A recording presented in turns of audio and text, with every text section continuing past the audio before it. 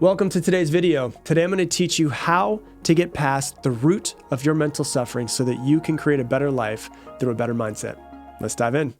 From the moment we all wake up to the moment that we fall asleep, our minds are buzzing all day long and constantly moving with activity. And a massive portion of that is mental chatter and stories that we tell ourselves. It's us talking to ourselves. It's us creating stories in our heads.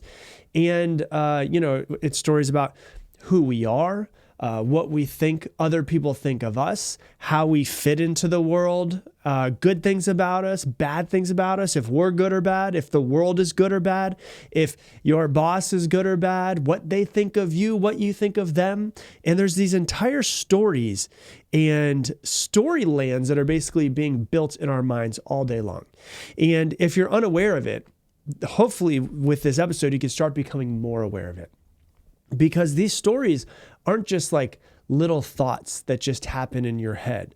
They shape all of the feelings that you feel. Every thought that you have creates a feeling of some sort inside of your body. You have a thought, that's an electrical signal from one place to another inside of your brain. Your body creates these things that basically send, and the easiest way to think about it, sends a message from your brain to your body and tells you, hey, this is how you should feel. Your body creates hormones, and then your body talks back to your brain and says, hey, yes, we are feeling this way. So you have an anxious thought, or you have a thought about, what if this person doesn't like me? And you have that thought, your body's going to then click on the hormones of stress, anxiety, and then those stress and anxiety hormones are going to, trigger your brain to think, yes, we are feeling anxious right now. We should continue this. And the feedback loop continues to keep on happening. And so what happens is every thought that you have creates some sort of feeling. And so if you're unaware of your feelings, your thoughts, you need to become aware of them. Because then you feel a certain way, and that's going to dictate the actions that you will or will not take. When you don't feel good, it's really hard to take action. It's really hard to create the life that you want when you feel anxious, when you feel stressed, when you feel sad, when you feel mad, when you feel angry. So eventually, if that goes on long enough, they're going to create our entire reality over time. And so if you want a better life, if you want more peace, if you want more joy, more happiness, if you want to take action to create the life that you want, you need to become very aware of the stories that are happening inside of your head. And so our brain makes sense of the entire world, where we fit, how it works, how everyone else around us fits, through stories. That's how our brain makes sense, is through stories. And these stories come from many different places. They come from your past experiences. They can come from dreams that you might have had that you thought were reality when you were a kid. They come from societal pressures and societal messages, what we see in advertisements, who we follow on Instagram, the shows that we watch, the music that we listen to. And a lot of times they create these things called cognitive distortions.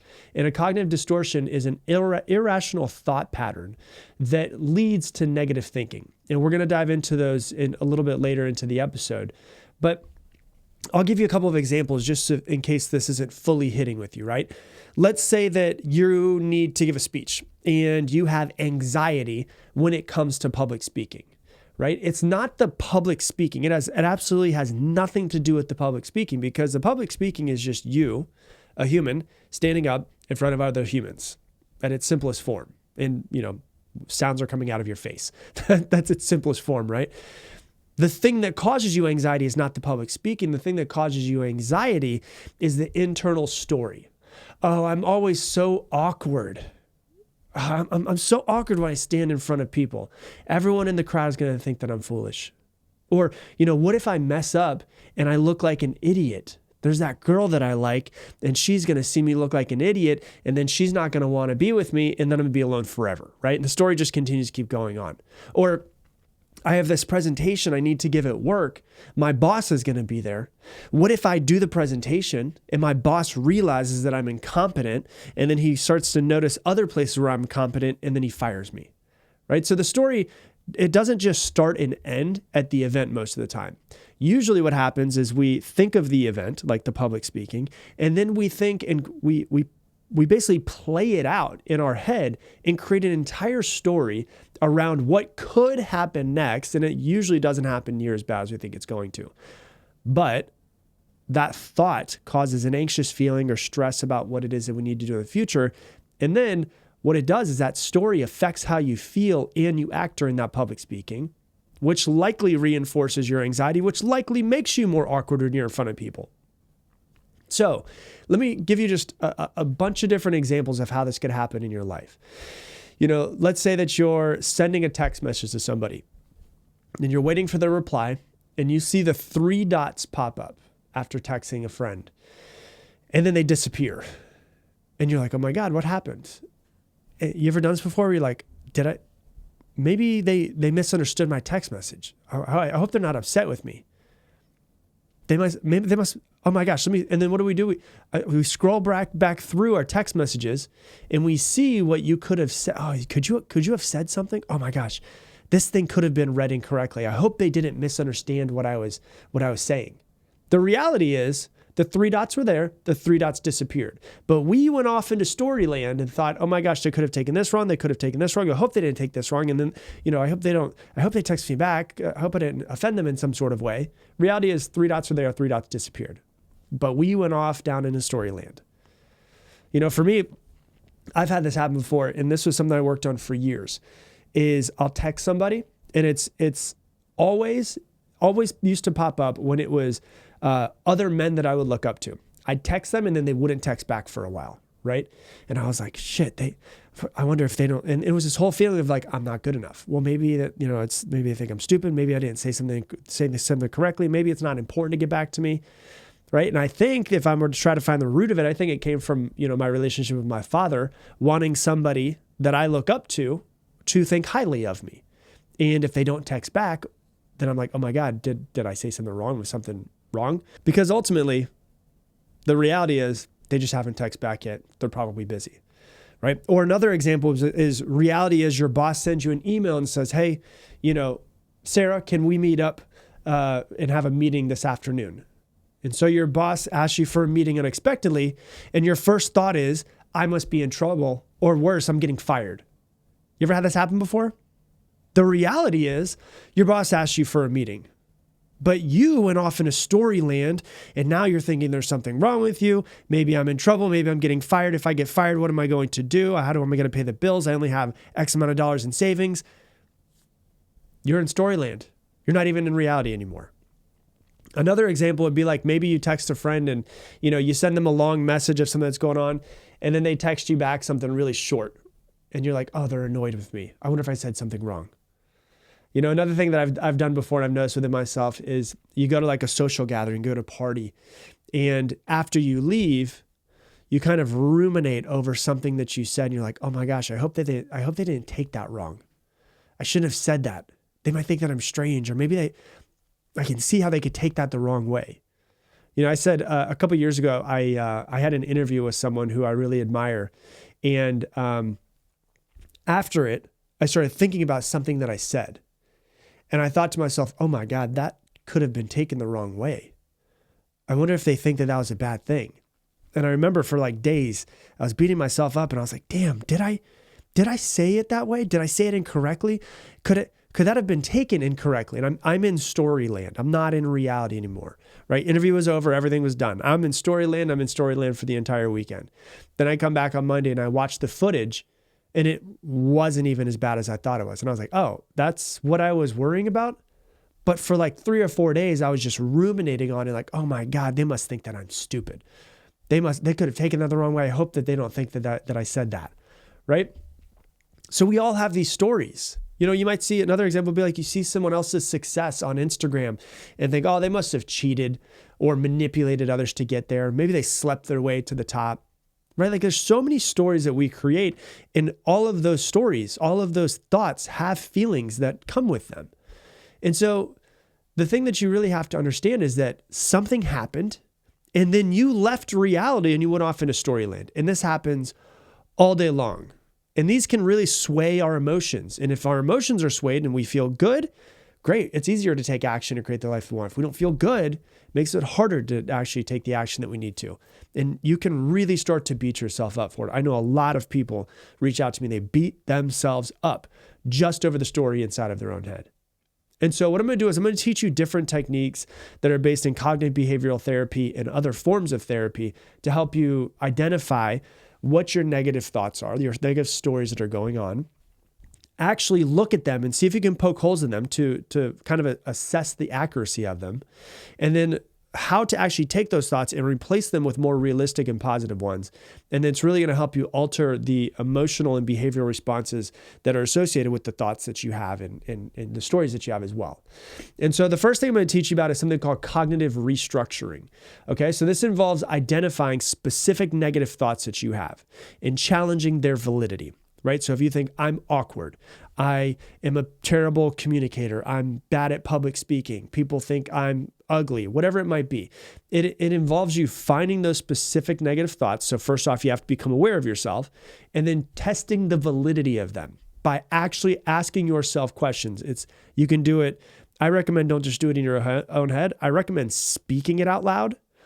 And even better than speaking out loud is speaking out loud while you're writing it down. And then what you do is you test the validity of them, and then you replace them with more balanced thoughts. So like an example would be something like, I always mess up. You might notice that you're like, you screwed something up and you think to yourself, I always mess up. I always mess up. I had a friend of a friend over at the house a couple weeks ago, and within like 3 or 4 hours, she said, I'm stupid, or some variation of that, like 7 times. And I was like, I don't think I've ever heard, I didn't say anything to her about it, but I was like, I don't think I've ever heard somebody say I'm stupid so much. And so, instead of saying something like, I always mess up, say, sometimes I make mistakes, but I'm learning from them, right? So it's about identifying the one that you don't want and replacing it with a more, first off, valid one, but also a more positive one. Because anytime that you use the words like always, I always mess up, or never, I never do that, I never get this right, I'm always so stupid, those are what are called universal quantifiers. And those are just basically linguistic generalizations that really hold you back from seeing any other possibility that you could experience. And so when you look at almost and never, that's basically you putting yourself inside of like a mental prison. There, in your mind, there is no other option. There is no way out if you are just always or never. Because if you think about it, always and never almost never happen. It's very rare that something is an absolute. And so you can start to test the validity of that. Am I always this way? Do I always mess up? No, not always. Then the other thing that you can do is you can actually start to test the beliefs that are underlying the narratives. And so if you believe, if I speak up, everyone's going to laugh at me, then you want to test that. If I speak up, everyone's going to laugh at me. You got to go, fuck it, I got to go. And you've got to be able to just get yourself to go, I'm going to speak up and speak up. And you need to see that when you spoke up, nobody laughed at you, which then proves your story wrong in the moment. And what you're doing is you're looking for cracks in the story so that you can start to break through those stories. Another thing that you could do is something that's called, is to integrate creative storytelling. And so creative storytelling is a way of telling a story that's going on in your head, but differently. And so there's a couple ways you could do it. The first one is third person writing. And so what you do, and obviously these take effort to change. Like this isn't just something that you just like, I'm just going to change. These all take effort, and I understand that. And so I hope that you actually put the effort into this. As you actually take a pen and paper and you write about the experience that you went through from a third person point of view to basically get distance from that so there's not as much emotion around it. So if instead of saying something like, I went to a party and I felt nervous, you would say, Sarah went to a party and she felt nervous. Or I'm always so awkward. Sarah sometimes feels awkward, but she's been taking lessons and is improving quickly. And you start actually changing them around. And so, and here's 3 examples of when Sarah was not awkward and she was really proud of how she communicated. And so what you do is you write and create a story and look at your stories and create a new story, but from a third person point of view. So you can distance yourself and not feel as much feelings around it. And then you can start to poke the holes, right? That's how you poke holes in it. And so really when you start to change your story, it's going to start to change your life. The process of changing your story is not and this is important to think about, it's not about suppressing negative thoughts.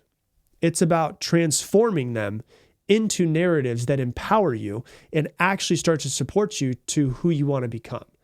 And so there's basically 4 steps to it. The first thing that you need to understand is you need to develop awareness around it. The first step to anything that you want to change is you need to become aware of it outside of the moment. And then when it pops up, you need to become aware of it in the moment, right? So you could keep a journal to track all of these daily events of the stories you tell yourself, the things that you do, the stuff that you feel, the thoughts going through your head. So the first thing is the awareness of it. The second thing is to evaluate it. So you kind of, what you do is you take a step back from those stories and then you ask yourself, are they based in fact or are they distorted perceptions? In 99.99999% of the time, they are not based in fact, they are distorted perceptions.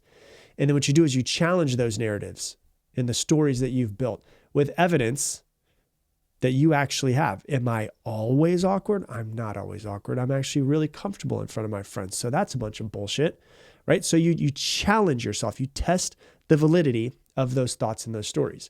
So you evaluate them. Then you start to reconstruct them more than anything else. You start to rewrite your story. And what you do is you focus on what you're doing well and how you want to be and how you're improving. So if somebody says, if someone says like, I'm not good at meeting new people, right? That's not really a great way that I want to be. You could say something like, I can improve my social skills with practice. I am improving my social skills. I am getting better at my social skills. And then the last piece of it is you just have to practice and repetition. You have to put yourself out of your comfort zone. You have to change the narratives, and then you have to put yourself out of your comfort zone to realize that what you thought was going to happen did not happen. So therefore, the story in your head was false. It holds no weight. You got to get rid of it if it's false. And so ultimately, when you look at your stories, if your stories, a brain left to its own devices will almost always go negative. It's a protection mechanism that your brain has. And so if you want to actually start changing the way that you think and the way that you feel, you need to be very intentional to do that. Because the stories you tell yourself are shaping every aspect of your life. It's influencing how you feel, how you think, how you act, how you interact with the world, people around you. And when you start to change those stories through cognitive behavioral therapy and other forms of therapy that I share with you, the storytelling, the third person, all of that, you can really start to shift their narratives. And it doesn't happen right away, but if you do it over and over and over and you keep testing the validity of your thoughts, you'll realize those thoughts start to change because your brain starts to understand that isn't true. And your brain doesn't want to hold on to something that is a complete lie. So that's what I got for you for today's episode. If you love this episode, please share it on your Instagram stories and tag me at Rob Dial Jr. Also, listen real quickly. If you love this podcast, I'm super excited to announce, you may have heard in the past couple episodes, I'm about to launch Mindset Mentor Plus, which is a way to fully integrate every single episode in your life. I've been working really hard on helping and creating this whole platform where you can integrate every single episode into your life. And so every single episode is going to come with detailed worksheets, thought-provoking journaling questions and prompts, targeted assignments so that you can take the episodes and not just listen to them passively, but actually integrate them into your life with assignments. Also, there's going to be exclusive Q&A sessions with me, and there's going to be an entire community of people who are also part of it, who are listeners, who are growing and improve themselves that you connect with. So you're not the only weird one that's out there trying to improve yourself. And all of it's going to be way less than you probably spend on coffee each month. So the founding members will get a 25% discount. So if you want to sign up for the waitlist and be the first to learn about it, you can go to mindsetwaitlist.com. Once again, mindsetwaitlist.com. We'll actually be emailing that list before we ever announce it on the podcast. And so if you're interested, go to that website. We'd love to see you inside the community. And with that, I'm going to leave the same way I leave you every single episode. Make it your mission to make somebody else's day better.